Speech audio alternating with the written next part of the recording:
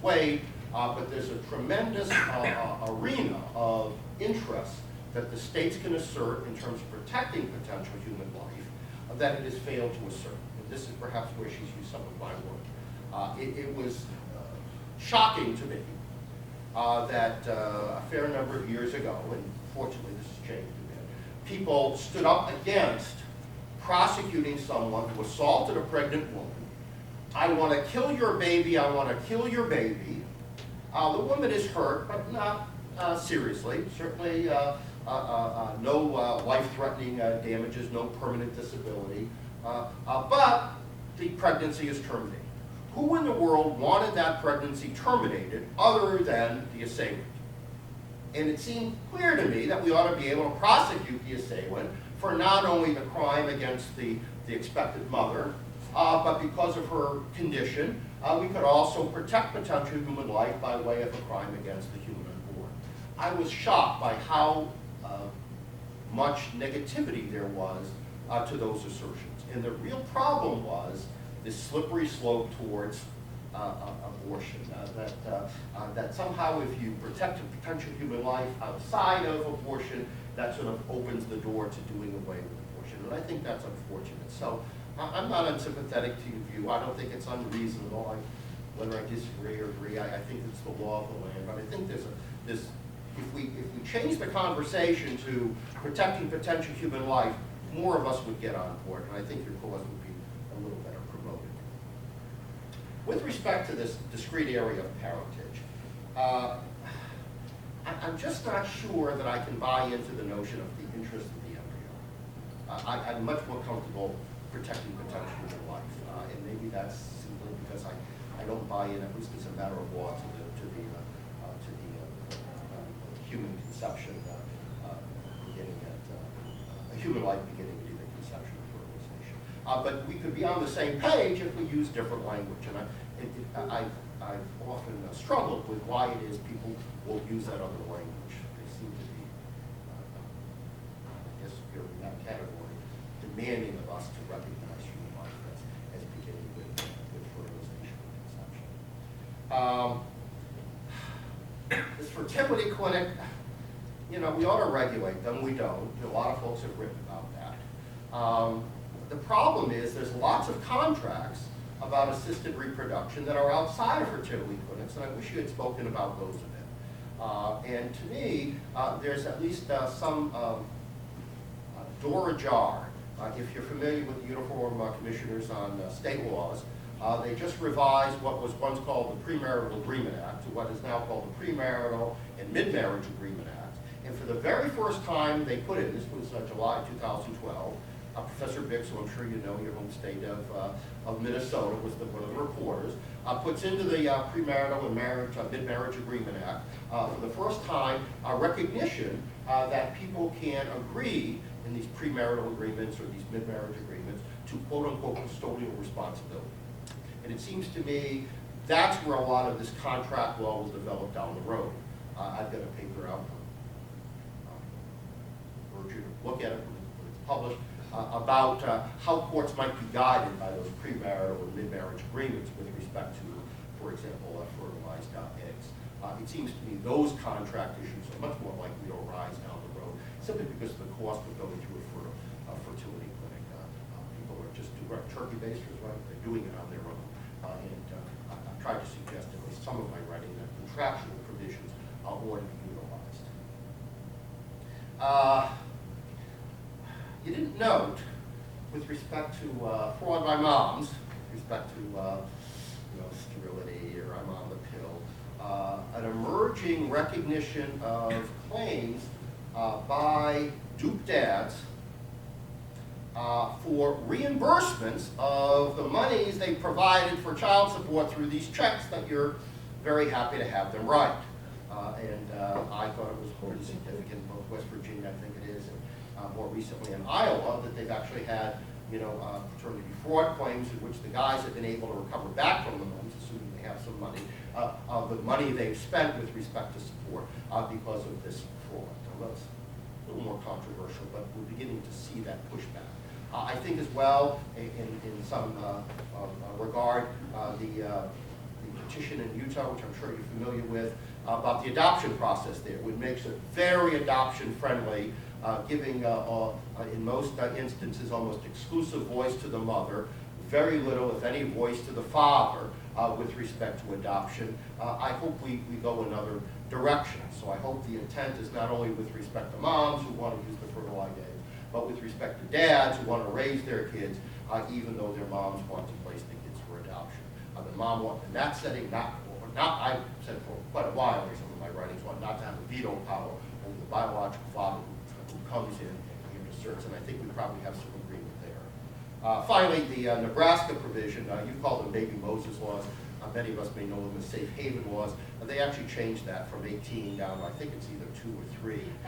After there were some episodes, if you don't remember, a few years ago, where I forget whether they were from Iowa or somewhere, were coming into Nebraska, dumping their kids off who were like 14. It's like, here, safe haven, baby Moses. They're not babies, but your law says we can just drop off, walk away. They don't have to even identify who they are. And once, that happened just a few times, very quickly in Omaha, the legislature joined all of the other American states in having those baby Moses or safe haven laws apply only when the children are infants or newborns or maybe up to about 2 years. By the way, I wrote, shared with you if you're interested, an editorial in the Omaha, whatever the name of the Omaha, Nebraska newspaper was at the time, saying, no, don't pass this safe haven law, because what it effectively does is to allow a mother to come in, or someone who looks like a mother, might not even be a mother, drop a kid off, walk away, police station, a fire station, a hospital, with no questions asked. As I understand it, they get a little bracelet, so if they want to return within 72 hours to reclaim the kid, they can. Otherwise, the kid goes through the adoption process. And the question I raised in some writing is, where's the father? They can't ask the drop-off alleged parent who the father is, because she has privacy. And the simple question was, if a man came into a hospital or a police station or a fire department and said, here's my newborn infant, I want to walk away, don't ask me who I am, don't ask me who the mother is, would we allow that to happen? And I think the clear answer to that is no. So some of my work has been directed in other areas, particularly with respect to not just the checkbook aspects of paternity, but also the child rearing opportunities, particularly under Ware versus Roberts. Before I sit down, I want Professor Boudreau give his comments. Let me say I did provide, because long ago when I did CLEs, people told me, oh, people have to walk away with something.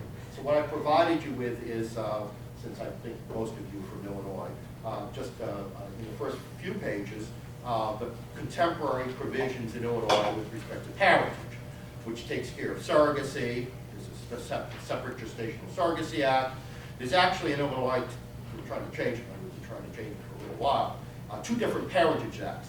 One parentage act is assisted reproduction, that is to say, without surrogacy, and the other is just the run-of-the-mill parentage act, which talks about unwed and marital presumptions and that kind of thing. What follows then are some of the proposals that went before the Illinois General Assembly last year. We actually got it out of the House Judiciary Committee in a 12-1 vote to change this and to move in the direction of what they refer to in times as intended parentage, sometimes de facto parent, sometimes parentage by estoppel, all different kinds of terms that are used.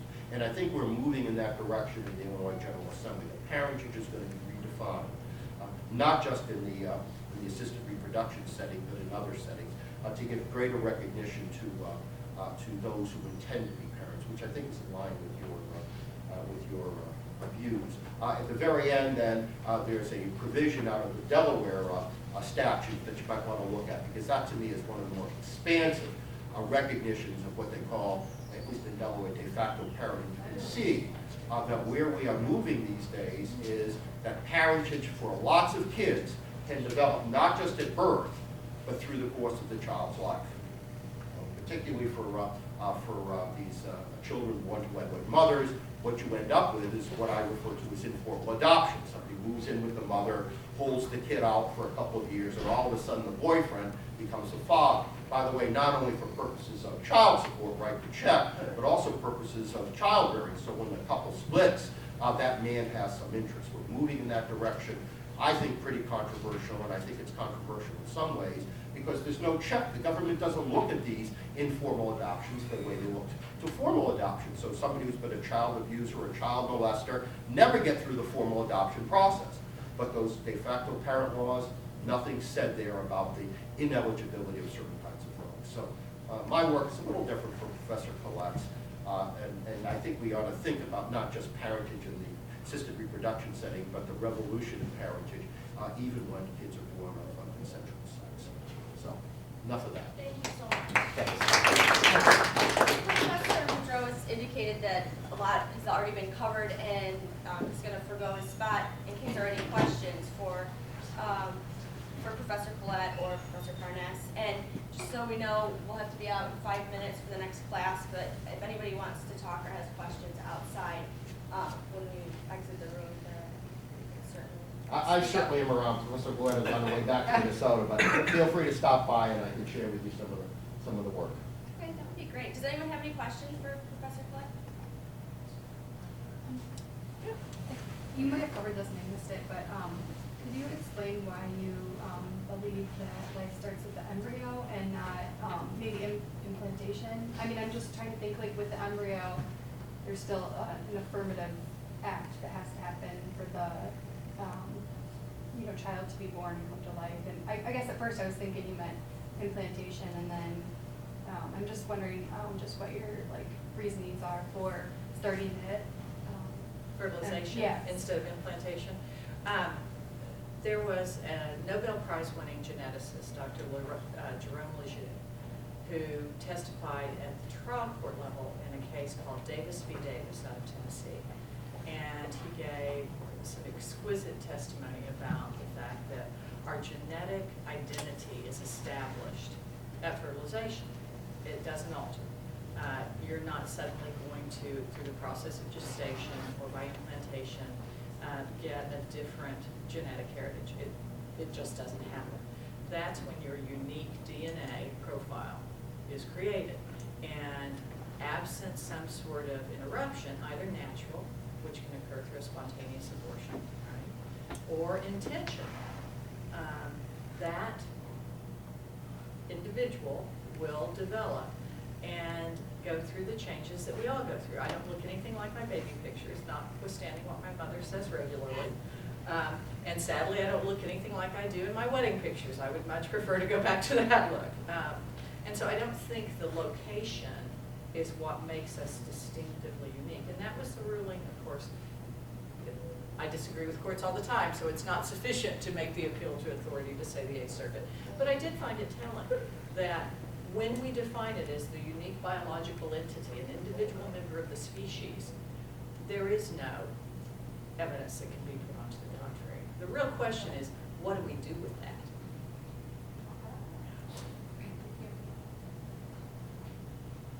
And I will say, I found the case out of Texas, which you may have heard of. It was in the paper fairly recently.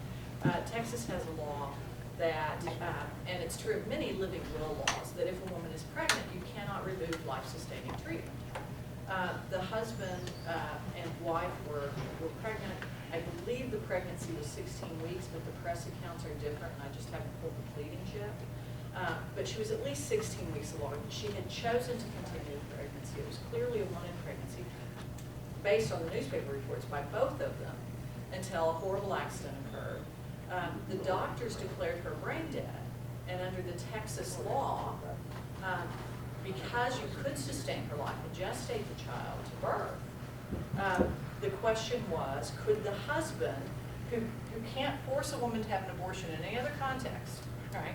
Can't force the woman to keep the child or to abort it, can he now, because of this clinical diagnosis, remove her from life-sustaining care, which we know is necessary to bring the child to term? And that really pushes me on my position, just because I think how horrific it would be to go to my sister's bedside 20 weeks, and yet 2 weeks after she was removed by court order, and I don't think Greg Abbott really fought it very hard, we had another report out of Europe where the family took the opposite position, and they went and rubbed the belly and sang to the belly, and and the baby was born, and at least the APGAR scores indicate perfectly healthy, at healthy, now developmentally, it's the whole question we have about artificial wombs. What's going on in there besides, pizza's not good for the baby, we don't know. But I think there are some really difficult questions. Would I allow third-party adoption if these are human beings? Well, of course, I don't want any kids to, but I don't know. So I think it's really complex.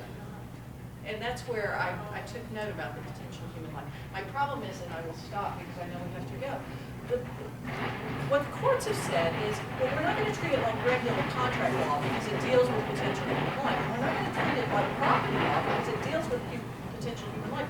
We're going to give it special respect, which means we kill it every time. Whereas at least half the time under contract law, we would have preserved it, and under property law, we clearly would have. I don't want to be specially respected if what I get is killed. Thank you so much. Thank you. I really appreciate this discussion that we've been able to have today. Thank you everyone for coming. We're going to have a couple upcoming events, mark your calendars or whatever. It'll be on Facebook. March 24th, potentially. April 24th, potentially.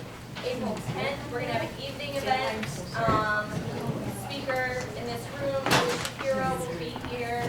And we're hoping to follow that up with our first ever Traffic Cigar Night and bar review after that.